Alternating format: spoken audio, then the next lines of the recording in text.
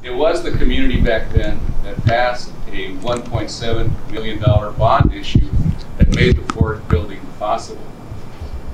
In his opening remarks when he did the first shovel for this port, Bard mentioned how grateful he was that the people of that time had the faith and the vision to support him in building this port, and how important it would be for generations to come. And one thing that I always like to point out is there was a very touching letter between Thomas and Richard Bard. Thomas, the father of Richard, told him that their family had been blessed with money, and that they had an obligation to pass that on down through each generation. He felt that regardless of the situation of any individual, their philanthropy should help that person improve their life. And that has been the value that Richard Bard carried on by building this port, to make this a place of opportunity and prosperity for our community. And that's one thing I think I'm very proud of, and I think that's one of the values at the Port of Hueneme, the Oxnard Harbor District, and our staff and our commissioners, that we try to follow. Those values of, is it good for the community? Community first in our thoughts, and then we move forward on that. And that's why you're here with us today. You know, we like to say it was more than just Richard Bard's hard work, but it was also faith, I think, that brought this port into fruition. Because at its completion in 1942 is when World War II broke out. And this port became critical to our national defense during that war. It was the #1 port for sending material to our troops in the Pacific. And it has been an important asset also to our national security in every war since. So that is why I always like to say that this port is truly essential to our local economy, but also critical to our national defense. We also have a joint use agreement with the United States Navy, which allows us to use their property and share the revenue of those movements of property over there. So it's very beneficial, and together we are a very strong and economic engine for this entire community. You know, it's been, well, how can I put this? For me, it's been a privilege to be part of this. And today we have a lot of people here that have helped build this port. We have a lot of our stakeholders that have helped build this port. We have the ILWU, who played a big role in this port.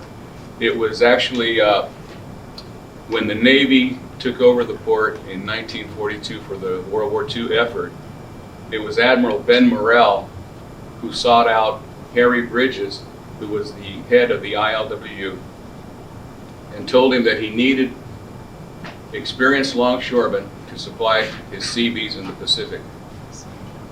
So Harry Bridges responded very quickly by saying, "Let's win the war." And he established Local 46 of the ILWU here. Now, the nice thing that I always like to point out is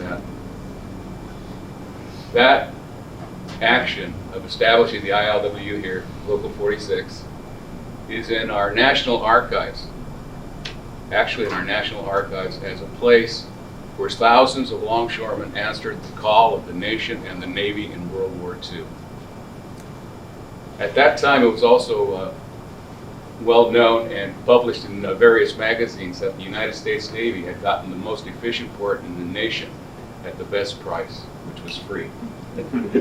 So, you know, and going back to that bond issue, imagine how thrilled Richard Bard was that the voters passed that bond issue, which in today's dollars would probably be more closer to $25 or $30 million.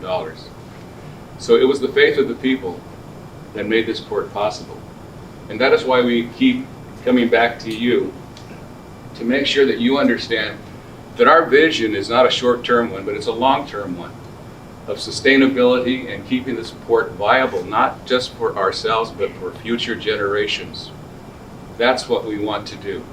We want to make it a place where people can come and work and have a family-sustaining income. Family-sustaining income with benefits for their family, health benefits for their family. That's what we strive to do. That's why we exist. Okay? Now, In the past, we've had some criticism saying, well, you know, you guys exist just for the big companies that come and do business. And, well, that's partly true. We do exist for the big companies that come and do business, but that's how our community benefits. If we don't have our stakeholders, if we don't have the companies that come and do business with us, we cannot provide for our community. So anyway, it's just a chain that needs to continue to provide the benefits that we have here as a port. As you know, we've been trying to at different times, we've been trying to expand our port.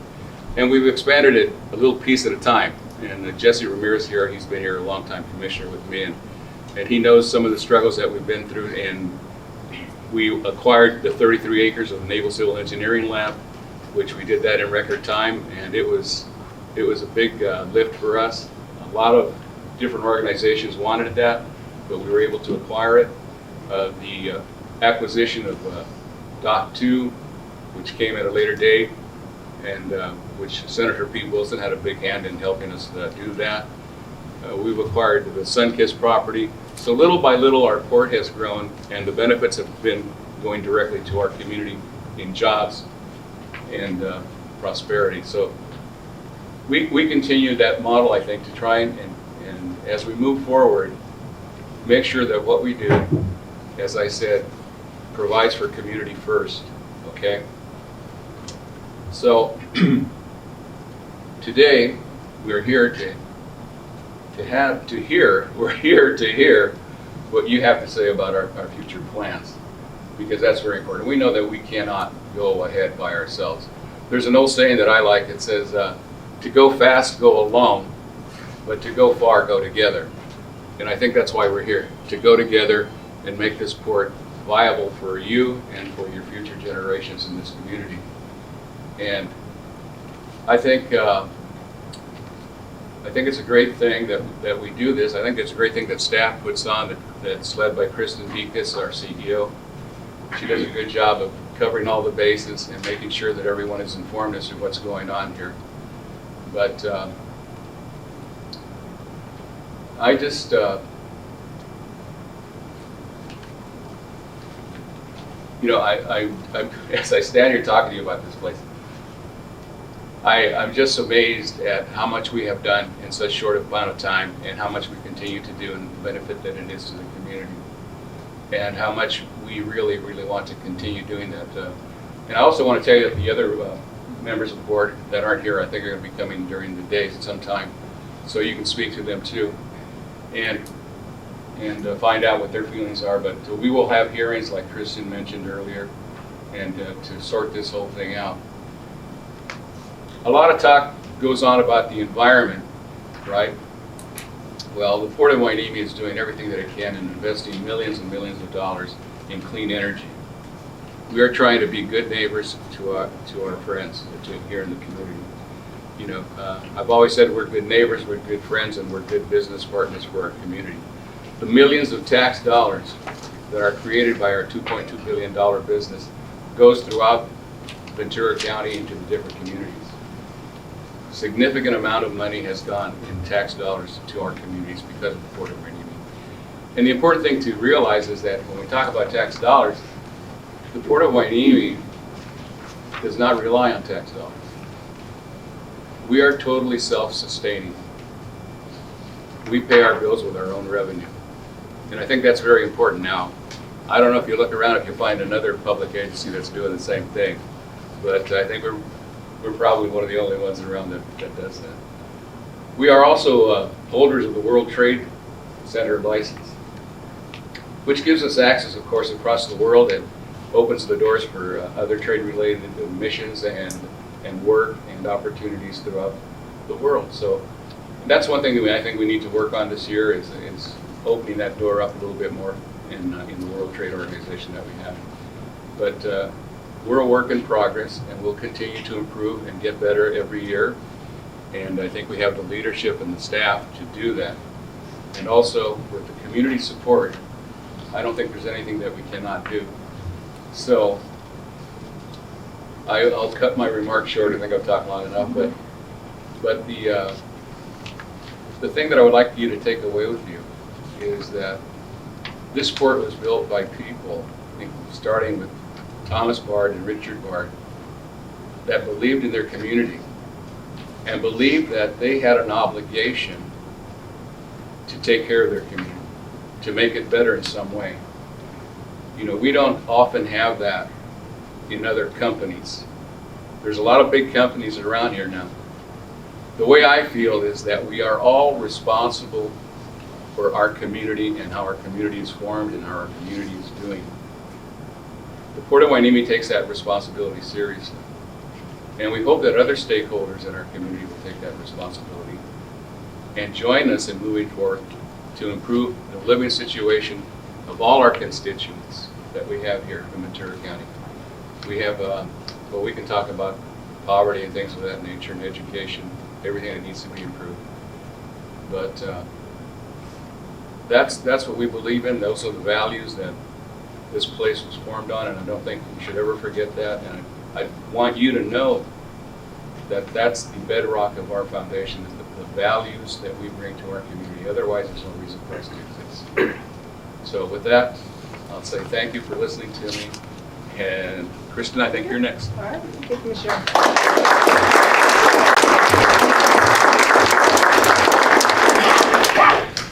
So I do want to make a couple more recognitions. Thank you, Supervisor Vianney Lopez, for joining us this morning. And I also see that we have a former City Council member for Port Hueneme, Sylvia Schnips, with us this morning. So thank you for joining us.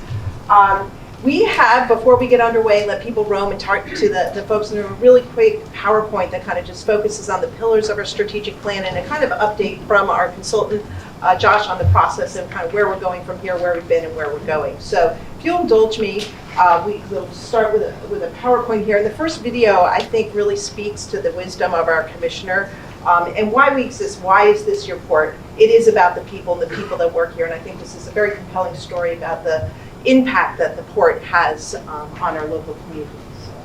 I see a mute sign on there. Does that means it's okay? I had my son 3 years old at that time, going through divorce. I was out looking for work, not knowing what I was walking into. But I took my chances because I was hungry. I came out here and hoping to make it happen. I was able to take care of my son when he was going through school, help my daughter out. She is a single mom. To me, I see this port as my small family away from my own family. This is the Port of Hueneme, and we make cargo move. And I think there's just several spories that are like this about how we've created and uplifted our community by giving access to really good family-sustaining jobs like this the commissioner just spoke to. So here's our board. Are most people in the room familiar with how the port's run? Show of hands here. They know we're a special district of the state of California, correct, right? And so we have this geopolitical boundary, which includes the city of Port Hueneme, the city of Oxnard, and the unincorporated beach communities, and we call that the Oxnard Harbor District. So that's actually our legal name, and we own the commercial seaport, the Port of Hueneme, and then we're governed by a body of 5 elected harbor commissioners, and they serve for 4-year terms, and then we have 2 up for election, then 3 up for election every other 2 years. So that's the governance structure. And I think you will find the passion in our commissioner, it threads throughout the entire leadership of our board in really being here in our mission and vision to create economic and social good by having access to the global stage to move cargo. Like the commissioner said, we don't get money from the taxpayer other than from grants. So all the money comes into the port through prudent business practices so that we can compete well in a very competitive environment and bring in the great customers that we have working here at the port. But yet, once the money comes inside the port, we're actually owned by you. This is your port. This is your seaport. We're owned by the taxpayer. And that does create that different mission statement. We're not trying to become a rich port, although we have to make a little bit of money to reinvest, of course. But we're really here to enrich our community by having access to that global commerce opportunities and creating prosperity in that economic and social good. So here's some wow factors. I call these wow factors because I think there's a lot of people who don't realize, because we're in the backyard of LA and Long Beach, which is the 6th largest port complex in the entire world and moves 40% of the nation's goods. But your port of Hueneme has a lot of wow factors. We're actually moving now $14 billion in cargo. We are the #1 West Coast banana port, and That often gets a chuckle out of folks, but as our general manager from Del Monte, Chuck Coxon, is here with us today, he'll be able to tell you that the #1 grocery product around their yard, Chuck, around the world is the banana. It really is and we serve 13 states bananas here. We're the #6 auto port in the country, and an impressive stat for you, 23% of the cars coming through our port are electric, which outpaces the national average of 6%. So we really are stepping up in the state of California here and bringing a market of alternative and electric zero-emission vehicles through the state. Fourth largest container port in the state of California. So right now it goes LA, Long Beach, Oakland, and then the Port of Hueneme. We're moving more cargo than the Port of Boston on the East Coast, more than the Port of Portland in Oregon. So just to impress upon you how significant we are in trade lanes, we rank in the top 10% of the nation's seaports. When you boil it down, what does this mean for our county? Look at the chart here. Trade outperforms the GDP for our state. It's the highest one, and in our county, it is the only, as I understand, I see Bruce Stensley with EDC with us today, but it is the only sector that's really growing in GDP. The rest is either anemic or stagnant. So this is a real hot spot in our county in terms of economic performance. This comes from the Bureau of Labor Statistics where we get this data, but it's really important to the economic health, the ports, and trade. Our customers, I'd like our customers to, and I don't mean to put you on the spot, but you are the economic engines. Your business here is what makes cargo move. It's what creates all this prosperity and all these jobs. So please, stand up. Our longshoremen too, Ricky, please stand up. Rick, don't be shy. Casey, Len in the back. Chuck. Longshoremen. Thank you for your business. Thank you for making Oxnard your home. Thank you for investing in our communities. And thank you for all the jobs and the business that you do and making us the great port that we are. What do we move here? Well, you heard the bananas, but we move a lot of different types of what's called refrigerated perishable cargo. We call ourselves the port that farmers built. If you go back to the original barred wharf, right, we exported grain that was grown here and we imported lumber. So that was the first transaction. But now in the global stage, we're moving all kinds of commodities, much of what is grown here in Ventura County, in Kern County, and then bringing in pineapples and kiwis, and a lot of the fruits and bananas that you see in the grocery stores are coming up from the South and Latin America trade lanes. We're also moving a lot of dry cargo. We just had another ship in that was our bridge from Asia, UCM, bringing in different types of dry cargoes from Asia that we were really able to serve as a resiliency port during supply chain congestion. Cars, I did mention this already, but this is a really important pillar, and perishable fruit and autos are the top pillars in our port. We also move some high and heavy cargo, as well as what they call project cargo, which is yachts and tractors and turbines, and the BART trains that you see in San Francisco actually come through our port. But again, the impressive number that we really are feeding the electric vehicle market here in our country. Business is great here at the Port of Hueneme, and has to do with our customers and bringing the business and getting discovered a little bit during supply chain congestion as well. But since 2012, we've seen performance up 73%, and our revenue is growing nicely as well, around 109%. Containerized business up last fiscal year is up 90%. Our high and heavy cargo up 78%. We did see a little slip in automotive cargo, and it wasn't because of the economy and the demand for vehicles. It had to do with that chip, right? Everybody heard about the chip on the news. The cost of cars going up because of the supply being limited. And we saw actually, in some cases, as many as 4 out of 5 vehicles on an auto ship already sold. That was unheard of. They were usually unsold and just going into inventory in retail stores. So we're starting to see that kick back. You'll see it on the next slide. And then overall, last fiscal year, which runs from July 1 to June 30, we were up 30%. And then we remain to perform quite nicely. Our auto segment is up 25%, 26%, because of you're seeing that recalibration in the supply chain, and so we're pleased to see that rebound in that cargo in that volume segment.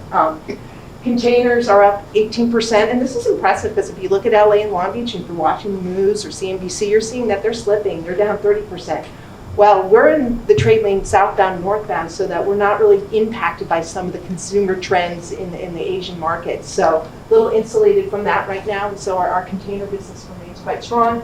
High and heavy has also continued to grow and become sticky cargo for us, so we're excited to see these trends continue at our local seaport. Are folks familiar with the joint use agreement that we have with the Navy? Just curious if anyone's familiar with that. Show of hands.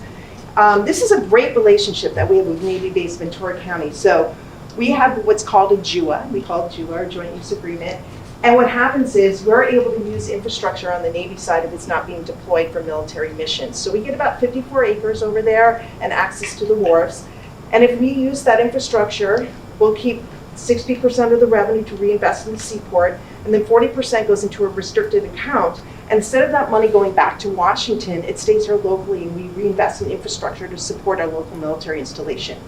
We also have a customer, Globus, who manufactures Hyundais and Kias, and exports a lot of General Motor product. And they're on the Navy-based side, and they do the same thing. They have about 92 acres over there, and it's through an outlease program. And instead of paying rent, they pay in infrastructure improvements for our local installation, and that money can go to Point Mugu, it can go to the Navy base here, or it can go to St. Nicholas Island. And collectively, we've brought about $66 million over the last 10 years to our local military base, of which about $60 million of that comes from Globus. So it just really showcases how you can really have rich public-public private wins when you work together through partnerships such as this.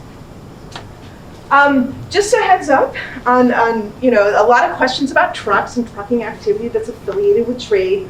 So we work with the Ventura County Transportation Commission, and we performed a freight study. And what we learned from that study, if you look at all the truck activity in our county, only 0.6% of that traffic is affiliated with the port cargo. A lot of the trucks that we see in our county, it's really the transport of the trucks, or the transit of truck traffic along the 101. That really counts for the lion's share of trucking activity in our county. We also learned that on our port intermodal corridor, 23% of the trucks along that corridor are affiliated with port business. But that also means 77% of those trucks are not. So we're not saying we don't have an impact, but we just want to have an honest conversation with you about what our impact is. And as we're working very closely to meet and achieve these governor mandates to have zero emission trucking for drayage trucks in 2035, it's this 23% of trucking activity that will be impacting. And I think Drew Rodriguez and Giles Pettifor is in the room with us. They're working very closely with our trucking partners and community to make sure that they understand the regs that are in queue, and they're able to bring on these assets so we can achieve these robust goals at the state level. This is one of my favorite shots. If you go to the Port of Hueneme's gate, this is what it looks like. And we really are an uncongested port. Even in supply chain congestion, when we took on all this new cargo, this is what the complexion of our port in terms of what happens at the gate. And there's a reason why. We are only 120 acres large, but yet we move more cargo than the Port of San Diego that has 10 miles of waterfront, right? How do we do that? It's because of the partnerships that we have with the business is here, where they actually build their private terminals outside our gate. So by way of example, with Len Mazzell in the room, WWL, their first home in the world was Oxnard, and they built a 65-acre facility down the street, and that's their extension of port, off port. So when vehicles land here, they're driven off the ship, and then vans of people come down and get those cars, and they'll drive them back to WWL's terminal. So the trucking activity will actually depart from that terminal. With our containers, Chiquita Bananas, they'll come to our port and they'll go to Chiquita's facilities off port, and the CB inspections actually happen at that site. So you have all these extensions of port off port, and so the distribution happens from all these different locations. So you don't get this choke point at the front gate and get lines of truck blocking our driveways in our community like you saw what happened in LA and Long Beach. This is our medicine.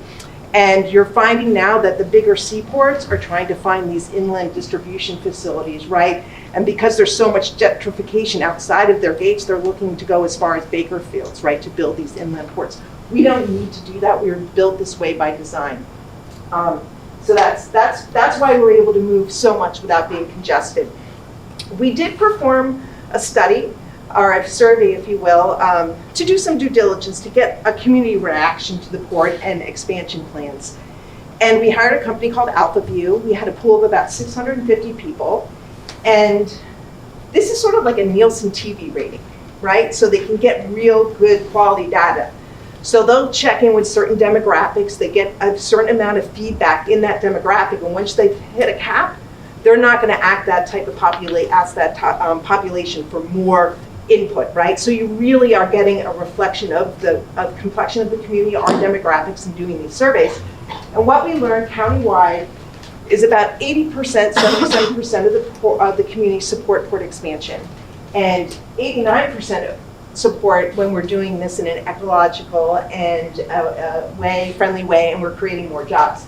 So of course that's our DNA and that's the way we want to roll. But so those are really impressive numbers at the county-wide level. And then we drilled down further to the Oxnard Harbor District to look at the cities of Port Hueneme and Oxnard, and the numbers are even a little bit higher. So you'll see, again, 80%, a little growth there, supported port expansion, and again 88% when we do it in an ecologically friendly way and when we create jobs. So we feel that we do have some broad support, but we also know we have a lot of work to do with our community to make sure we are doing this in a way and growing well with our community, so that we're doing this together, as the commissioner said, is we're building these bridges together, building these opportunities together. And we would be excited to be the first post-agile port in the nation, right? That's the first decarbonized port, right? We think we might be able to do that. So with that, today we have our strategic plan. These are all the pillars in our plan. So it's infrastructure, it's economic vitality, innovation, community, social equity, and environment. And what I want to do is call a team member to come up and just quickly speak to each pillar, so you know the person affiliated with that pillar. So when we go into open session, that's the go-to person to discuss about that individual pillar. They'll be here supporting the program throughout the day, and then quickly we'll turn it over to Josh to touch on process. So without further ado, I think I'm going to turn it over to Donna Lacayo. She's our Chief Commercial Officer and Head of Public Affairs, and she's just going to briefly touch on the economic vitality. Good morning, everyone. Can you hear me okay all the way in the back? I don't need to stand in front of the mic. Okay, wonderful. Good morning. Thank you, Kristen, for this wonderful overview. Okay, so I'll stand in front of the microphone. So she mentioned earlier they're very important to Ventura County's economy. Why so? The jobs created here by our customers and our vendors and ourselves are actually of people that live, 95% of them live in Ventura County. Most of them live in Oxnard, a lot of them live in Port Hueneme, but 95% overall do not have to commute further than Ventura County, our own county. We, as Commissioner Herrera mentioned earlier, we do receive a lot of millions of dollars of taxes from actually our customers. So our customers pay taxes to the city of Oxnard, to the city of Port Hueneme. So the port's economic activity is actually what benefits the cities that we're in and the county that we're in. And through their activity here, we're able to select to have all these taxation that happens throughout the region. So economic output is $2.2 billion. As we mentioned, $14 billion in trade is going through the port on an annual basis. This year in particular, every month we've been outperforming the value of goods that we did last year and in previous years. Like, it's a record year. A lot of it has to do with the higher value of cargo that's coming through here, that some of it has found that the Port of Hueneme is not congested, it's a strategic port. They can still get to their customers with a much quicker turnaround time, and they started using it a lot more. We rely on our port for agriculture exports too. A lot of the grown produce in California and Pacific Northwest finds its way to Central and South America on the ships that bring bananas here. So thank you, Chuck. Thank you, our customers, for making that happen as well. And I think who do we have next? Click the button. Okay, let's see.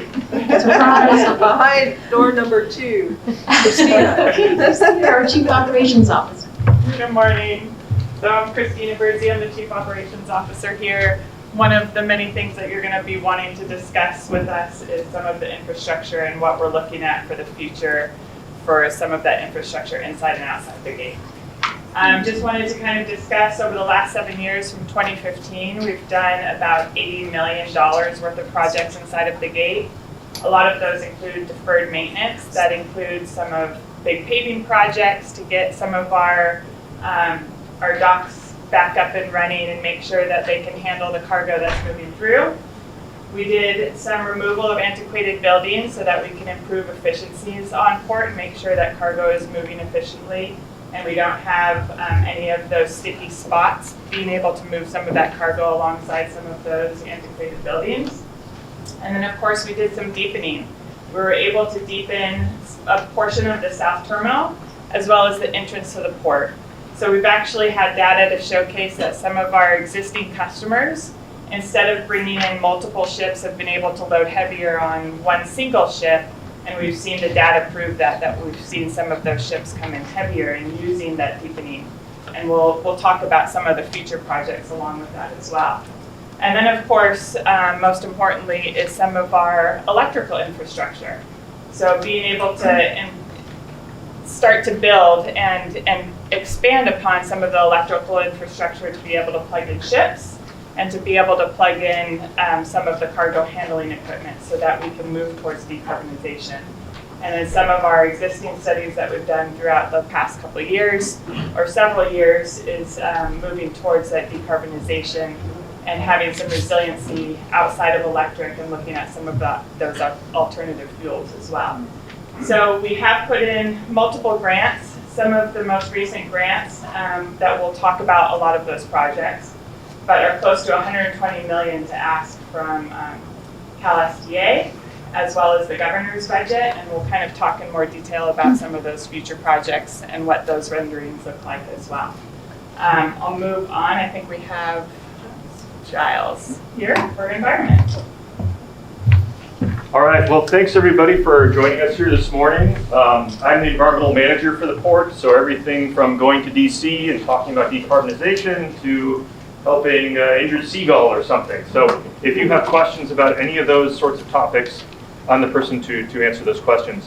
What we are doing is sort of moving with this much larger industry-wide, globally wide pursuit of commercial success, right? Economic success, economic vitality, but doing that same process without the fossil fuels.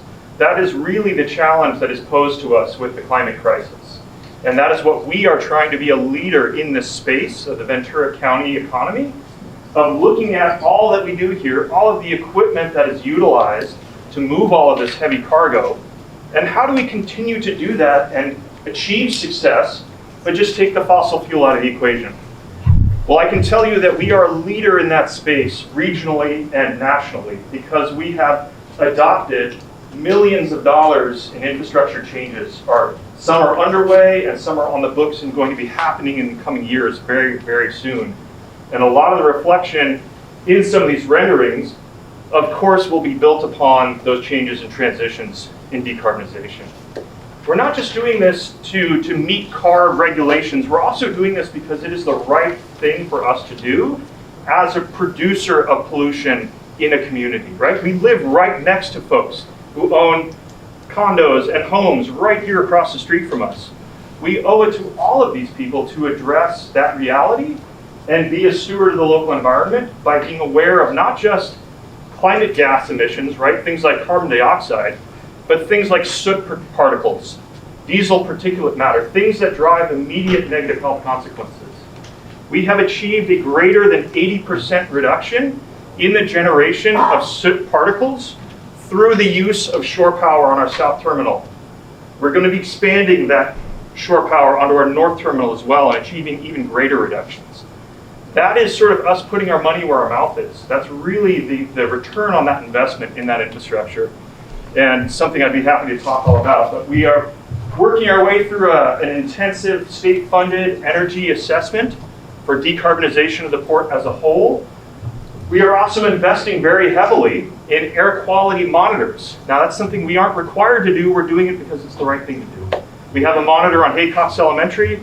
We're going to be putting another one atop our harbor master office, and we're going to be gathering real-time data around air quality in our community and making that available to the public through a website. These are the kinds of things that we are doing in that space, and we cannot do this without all of our customers. And I can't stress that enough, right? All of this equipment we're talking about, we don't own any of this. The cranes, the trucks, the ships, the UTRs, all of that equipment is owned by our partners in moving cargo.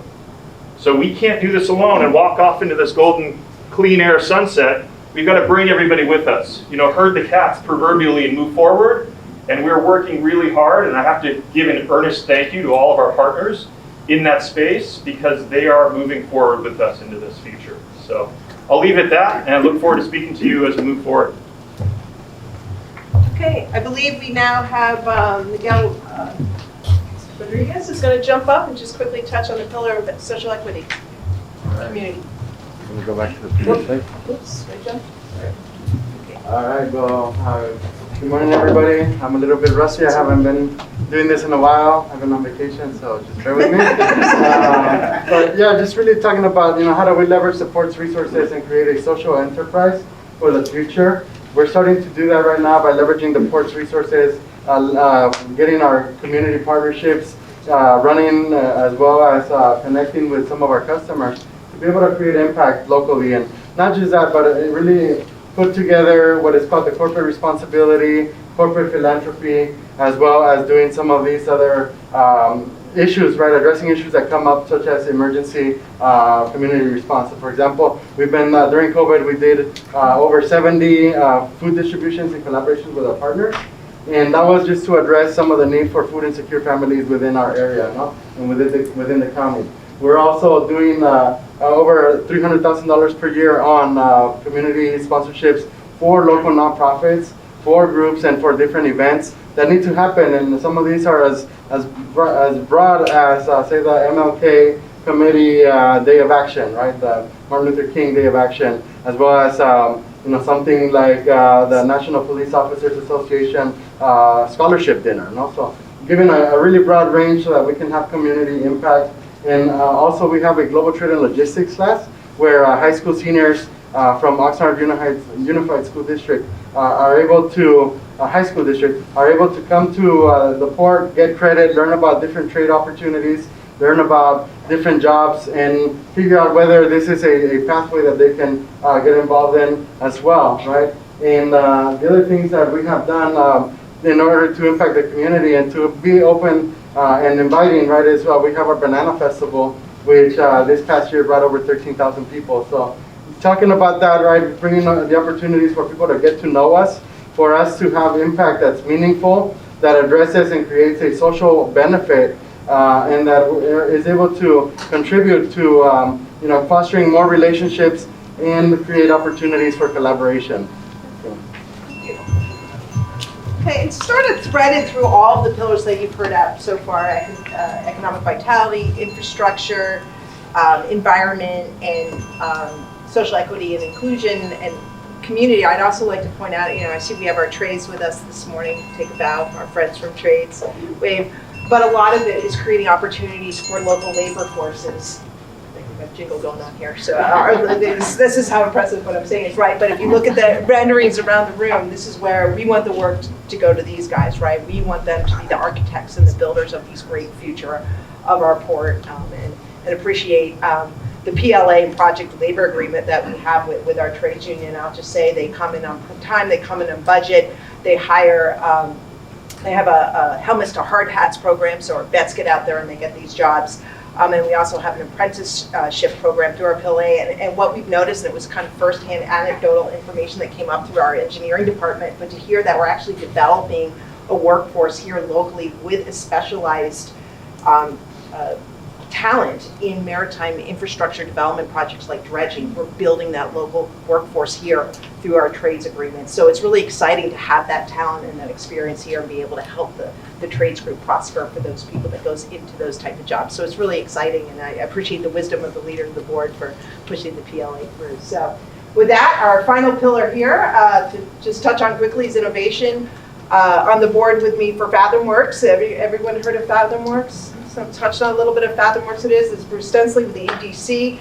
This is really a great innovation hub right in your backyard. There's a warehouse back here, has about $8 million worth of equipment. We can 3D print a car engine. We have drone flying cages and tanks and simulators and all kinds of cool stuff. And really what it is has two great fascinating designations. One, it's the Ventura Tech Bridge, which is the one of 11 in our military units in the Navy.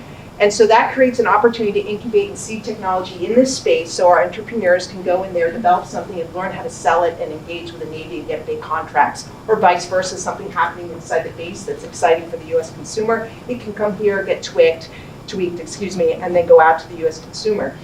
So that's just been really making this lab and this incubator really high profile. The other thing that's really cool is that we just got a designation this last year as being one of the state's 10 iHubs, innovation hubs. And thanks to Bruce and the hard work of his team, we're getting a $250,000 grant through that designation so we can open the doors to minorities and to women-owned businesses to help them learn how to play in this space as well. So it's a very high-profile innovation hub, and we're excited to continue to launch that and build upon it in our strategic planning process. So a lot of neat stuff, and on a different day, we'd love to have you all come out, get port tours, see these incubators, see these spaces. Our doors is open, as you saw through Miguel's PowerPoint slide there, that we do a lot of tours, and we invite you all to come out and see what we do. So with that, we're going to turn it over to the consultant. He's just going to race through the process where we are, and then we're just going to let you come out, Rome, talk to all of us and talk about strategic planning. And please make sure you weigh in. We really want to hear from you because we want to get this right. We're talking about 10 years, so we really want to get it right. So here we go. Thank you, Josh. Kristen. All right, so I promised to keep it short. Thank you for your indulgence. But I did want to talk about the process, because the how is just as important as the what. So, and this has been a very informative process. It's taken over 3 years, which, as Kristen said, is longer than was anticipated, but we did have a couple of key events, a global pandemic, and then a supply chain crisis, which the port was a leader on addressing and helping our nation through that. So we kicked this off in January 2020 with a port working group meeting and then a series of stakeholder interviews and discussions. We reached over 75 participants and over 200 hours of interviews in early 2020 to really hear what was important to the port, its users, and all the different stakeholders. We paused a little bit and regrouped during the initial stages of COVID, but then restarted again in 2021 and continued with more outreach, continued outreach, another port working group meeting, board visioning meetings, and then in April of 2021 we had 2 really well-attended community workshops to focus on the community and the environment and infrastructure. And so both of those continue to be online if you want to access them. Coming out of those community workshops about mid-21, we started to get an inkling of what would be in the draft plan. And so we started to create the renderings that you see here, and those were ultimately finalized at the beginning of 2022. And then the draft plan was written. The draft of the plan was written. And that's why we're here today, is to present the draft plan as it is, get your feedback on it, get your feedback on the renderings and the vision, so that we can finalize that and present the final package that I'll describe in this process. So we're in the red box right now. So getting to the end of the process, we had all of the diagnostics, the listening, the hearing, the evaluation, community charrettes, coming to a draft plan, and ending now with presenting it to you for your input. And then eventually, targeting April and May of this year, we'll have presentations to the board, a public hearing, and ideally adopt a final plan that will be for, present the long-term vision for the coming 10 years. I want to briefly identify the 5 key pillars, and then I promise we'll be done. So the first pillar was economic vitality, and I'm just going to read the goal because this is also going to be translated. But the goal is to contribute towards a vibrant and healthy economy by supporting businesses, job growth, and foreign commerce, while also ensuring a sustainable port organization. And there are a number of key strategies that have been identified. They're not binding. These are just vision goals, strategies for how to achieve that goal. In many ways, the document itself will also be a living goal. We may or may not achieve all of the strategies during this 10 years. New strategies may arise based on new circumstances, and we're going to measure the actions we want to take based on whether they help us address this goal. The next pillar is infrastructure, and the goal is to develop and maintain fit-for-purpose infrastructure that enhances productivity and efficiency in goods movement reduces externalities, and strengthens the port's competitive positioning. The third pillar is the environment. The goal is to be a leader in tackling climate change and the clean energy transition while pursuing decarbonized, zero-emission port operations and reducing or avoiding environmental impacts from port operations and development. Innovation, the goal is to foster ideas, innovation, and leading-edge technologies for the advancement of ports, the maritime environment, community, and entrepreneurs. And finally, last but not least, the community and social equity pillar. And the goal is to pursue policies and projects that address social inequity, strengthen the well-being of the communities in which we operate, and develop partnerships that further our mission and vision. And so that is really what we're asking you to provide your input on. Not just, have we articulated the goals properly? Do we have a set of strategies identified? But, is there anything in the plan that you'd like to see? And just a housekeeping note, there is a draft plan. There are some copies circulating here. It's also online. And you'll be able to provide comments or feedback here, but also ideally via email. So provide some written feedback, via the website that has an email address to submit comments, and it'll be open for a good period of time, at least 30 days, possibly 60, to make sure that we have an ample chance to collect as much input as we can. So I think there's you can do this? Yeah. Sure, I'll play the jingle. But before we dig in, I just want to, again, this is Josh, so he is here to answer questions about process and all the different vendors, walk around with you, anyone that has specific questions. I see Mike Morrison in the back, safety and security, any questions around that? That's your person. Economic vitality, business development, Donna's in the back here and her team. We didn't talk a lot about it in the slides, but we do have a very important and strategic finance department here, and I did see Austin Yang floating around. Take a bow, Austin, so people know who you are. If there's questions about fiscal responsibility, Austin Young is your person, and then of course over here hiding behind the renderings, come on out. Our teams here, we have Miguel with the social equity and community, and his team is here today to support. We have Jessica with us. I think Drew Rodriguez is going to be around.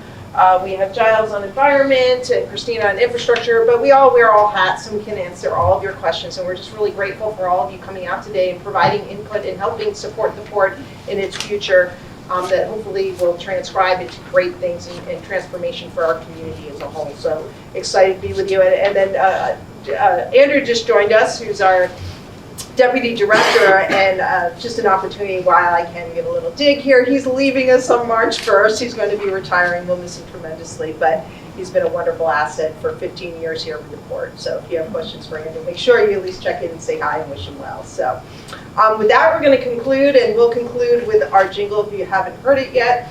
It's kind of a little fun way to celebrate what we do here at Hueneme, and then we'll get underway and just be looking forward to having an interactive day throughout the day. We have Auto Power Hour, if you haven't heard. It's during that hour you can come out and you can get you'll get a raffle for a port tour, and then we have Banana Hour, Power Hour, where you can get some fruit and some healthy goodies to come out of the perishable goods that come to the port. So with that, we'll play our jingle and we'll get underway. We're the P-O-R-T, Hueneme, committed to environment, caring for community, make cargo move, congestion free, helping partners grow for opportunity.